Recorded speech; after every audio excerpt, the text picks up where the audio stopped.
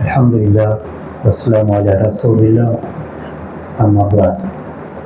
قال حدثنا محمد بن بشار قال حدثنا يحيى بن سعيد قال حدثنا شعبة قال حدثني أبو التياح عن أنس عن النبي صلى الله عليه وسلم. سیدنا انس رضی اللہ عنہ سے روایت ہے اور نبی کریم صلی اللہ علیہ وسلم سے روایت کرتے ہیں. قال نبی تھے نبی صلی اللہ علیہ وسلم قال نبی صلی اللہ علیہ وسلم نے فرمایا یسروا تم آسانی کرو ولا تعسروا اور تنگی نہ کرو.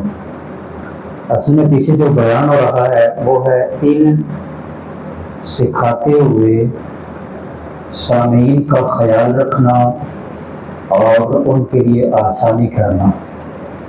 ایک ادارہ ہے، ایک کلاس ہے، ایک علم کا حلقہ ہے، مدرس ہے، ٹیچر ہے، استاذ ہے، وہ طلبہ کو پڑھاتے ہوئے آسانی والا معاملہ کرے. کلاس میں آسانی والا ماحول ہونا چاہیے.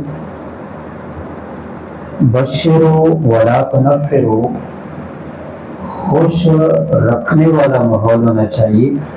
ولا تنفرو متنفر کرنے والا ماحول نہیں ہونا چاہیے. ایک کلاس کے اندر طلبہ کے ساتھ ماحول کیسا ہونا چاہیے؟ آسانی والا، تنگی والا نہیں ہونا چاہیے، اور طلبہ کو خوش رکھنے والا، ان کو متنفر کرنے والا نہیں ہونا چاہیے. اب اس کا مطلب یہ بھی نہیں کہ طلبہ کے ساتھ اتنے گل مل جائیں کہ طلبہ استاذ کا اکرام ہی بھول جائیں. دونوں طرف میانہ روی ہونی چاہیے. استاذ آسانی اور نرمی کرے اور طلبہ استاذ کا اکرام احترام. نبی کریم صلی اللہ علیہ وسلم ہی یہ فرما رہے ہیں کہ آسانی کرو اور خوش رکھنے کی کوشش کرو. صحابہ اکرام کی کیفیت کیا ہوتی تھی؟ وہ فرماتے ہیں کنا نہابو، ہم نبی کریم صلی اللہ علیہ وسلم سے بات کرتے ہوئے ہیبت محسوس کرتے تھے اکرام اور احترام کی وجہ سے.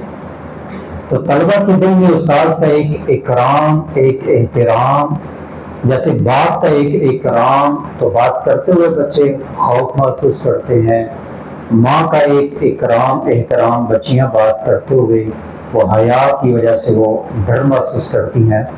تو یہ والا ماحول ہونا چاہیے. اساتذہ کرام سختی نہ کرے، نرمی کرے، اور طلبہ اساتذہ کے اکرام کو مورد خاطر رکھتے ہوئے ان کا احترام اکرام اور ان کی بات کو غور سے سنے. کلاس میں ایک وقار والا ماحول ہونا چاہیے.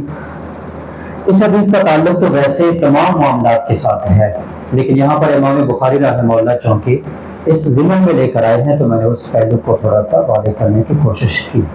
ہر معاملے کے اندر آسانی ہونی چاہیے اور لوگوں کو خوش رکھنے کی کوشش کریں. اللہ یہ کہ اللہ کے حکم کا معاملہ ہو، اللہ کی حدود کا معاملہ ہو، تو پھر وہاں پر اللہ کے مقابلے میں کسی کو ترجیح نہیں دی جائے گی. اللہ کریم سے دعا ہے کہ اللہ کریم ہمیں نبی کریم صلی اللہ علیہ وسلم کی تمام تعلیمات کو پڑھنے سمجھنے اور ان پر عمل کرنے کی توفیق عطا فرمائے. وما علی الا البلاغ.